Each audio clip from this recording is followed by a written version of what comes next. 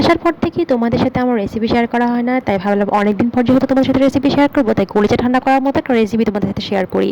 আর এই রমজানে যেহেতু কিছুটা গরম পড়েছে, ইফতারের টাইমে কিন্তু এরকম একটা কলিজা ঠান্ডা করার রেসিপি খেতে অসাধারণ লাগবে। আসসালামু আলাইকুম এভরিওয়ান, ওয়েলকাম করছি নুসুস ফ্রম কিচেন অ্যান্ড ব্লগে। এই তো আজকে তোমাদের সাথে ফুড কাস্টার্ড একটা রেসিপি নিয়ে এসেছি, ঠান্ডা ঠান্ডা কিন্তু এই কাস্টার্ডটা তোমাদের ইফতারের টাইমে দারুণ লাগবে। এই তো ফুড কাস্টার্ড তৈরি করার জন্য ফার্স্ট আমি এখানে একটা ফ্রাই প্যান নিয়ে নিয়েছি। ফ্রাই প্যানের মধ্যে এখন আমি এর মধ্যে দিয়ে দিচ্ছি 750 ml এর মতো দুধ। তোমরা চাইলে 1 লিটারও দিতে পারো, তোমাদের ইচ্ছা মতো। এটাকে ঢালার পর খুব ভালো করে নাড়তে হবে যাতে করে নিচ থেকে লেগে না আসে। আর এখান থেকে কিছুটা দুধ আমি তুলে রেখেছিলাম।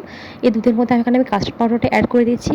এই ডেজার্টটা তৈরি করার জন্য মেইন আইটেমটা হচ্ছে এই কাস্টার্ড পাউডার। এই কাস্টার্ড পাউডারের মাধ্যমে ডেজার্টটা তৈরি করবো। তারপর এই ডেজার্টের মধ্যে কাস্টার্ড পাউডারগুলোকে আমি ঢেলে দিচ্ছি। দুধটা হালকা গরম হওয়ার পরেই এই কাজটা তোমরা করে ফেলবে। কাস্টার্ড পাউডার ঢালার সময় অবশ্যই অনবরত নাড়তে হবে, না হলে কিন্তু কাস্টার্ড পাউডারটা নিচে লেগে দেওয়ার একটা ভয় থাকবে।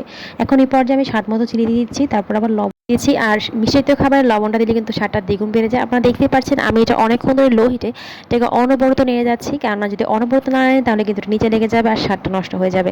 এভাবে অনবরত নাড়তে হবে আপনাদের। এই কাজটা কিন্তু খুবই ধৈর্য সহকারে করতে হবে, না হলে কিন্তু আপনার কাজটা ভালো হবে না। দেখতে পাচ্ছেন আমার কাজটা কীরকম কনসিস্টেন্সি চলে এসেছে। আপনাদেরকে আমি একটু উঠেই দেখাচ্ছি চামচ দিয়ে। এই পর্যায়ে আপনারা কাঁচের পাউডারটাকে রেস্টে রেখে দেবেন। কিছুটা ঠান্ডা হওয়ার পর ডিপ ফ্রিজে ভরে রাখতে পারেন 2-3 ঘন্টার জন্য। আপনাদের সাথে 2-3 ঘন্টা পর ফিরে আসলাম। দেখতে পাচ্ছেন আমার কাজটা দেখতে কতটা সুন্দর হয়ে গেছে। এখন এই পর্যায়ে কাজটা পরিবেশন করার জন্য আমি কিছুটা ফল এখানে কেটে নিয়েছি। আপনারা আপনাদের পছন্দ মতো যে কোনো ধরনের ফল দিয়ে এই কাজটা পরিবেশন করতে পারেন, তবে কলা আর আনার দিয়ে পরিবেশন করলে এই কাজটা খেতে কিন্তু বেশি মজা লাগে। এই তো আমি এখানে দুটো কলা নিয়ে নিয়েছি, কলাগুলোকে কেটে নিচ্ছি খুব সুন্দর করে। তারপর আমি এর মধ্যে কিছুটা পরিমাণ করতে হবে, কলাটা অবশ্যই দেওয়ার চেষ্টা করবেন। এই কাস্টার্ড পাউডারের মধ্যে যদি কলাটা দেন তাহলে খেতে কিন্তু বেশি মজা হয়। তারপরে এই তো কিছুটা কমলা নিয়ে নিয়েছি। কমলাগুলো খেয়াল করবেন যাতে মিষ্টি থাকে। মিষ্টি জাতীয় ফল ইউজ করলে এক্ষেত্রে কাঁচাটা খেতে বেশি মজার হয়। টক জাতীয় ইউজ করলে দেখা যায় অনেক সময় খেতে ভালো লাগে না, স্বাদটা ভালো আসে না আর কি। এখন আমি এই তো এখানে কিছুটা কমলাও কেটে নিচ্ছি। আপনারা আপনাদের পছন্দ অনুযায়ী যে কোনো ধরনের ফল দিয়ে এই কাস্টার্ডটা পরিবেশন করতে পারেন, এটা আপনাদের ইচ্ছা মতো। এখানে আমি কিছুটা কালো আঙ্গুর নিয়ে নিয়েছি, সেগুলোকে আমি খুব সুন্দর করে কিউব কিউব করে কেটে নিয়েছি। দেখতে পাচ্ছেন সবগুলো ফলকে আপনারা এরকম সুন্দর করে কিউব কিউব করে কেটে নেবেন আপনাদের পছন্দসই ফলগুলোকে। এই তো আমার সবগুলো ফল কেটে নেওয়া একদম শেষ। এখন এই ফলগুলোকে আমি কাস্টার্ডের মধ্যে দিয়ে পরিবেশন করার পালা।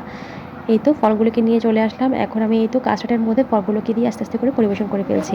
আমার কাস্টার্ডটা কিন্তু রেডি, একদম কমপ্লিট। ফলগুলো দেওয়ার পর কিন্তু কাজটা দেখতে দেখুন কতটা অসাধারণ লাগছে। এই ঠান্ডা ঠান্ডা ডেজার্টটা কিন্তু ইফতারের আইটেমে থাকলে কলিজা একদম ঠান্ডা হয়ে যাবে। যেহেতু এখন কিছুটা পরিমাণ গরম পড়ছে, তাই এরকম একটা ডেজার্ট কিন্তু ইফতার আইটেমে লাগেই। আজকের রেসিপিটা আপনাদের অনেক অনেক ভালো লেগেছে, আশা করি ভালো লাগলে অবশ্যই আমার পেজটিকে ফলো দিয়ে আর চ্যানেলটিকে সাবস্ক্রাইব করে পাশেই থাকবেন। আর অবশ্যই বাসায় ট্রাই করে জানাবেন আপনাদের আজকের রেসিপিটি কেমন লেগেছে। আল্লাহ হাফেজ।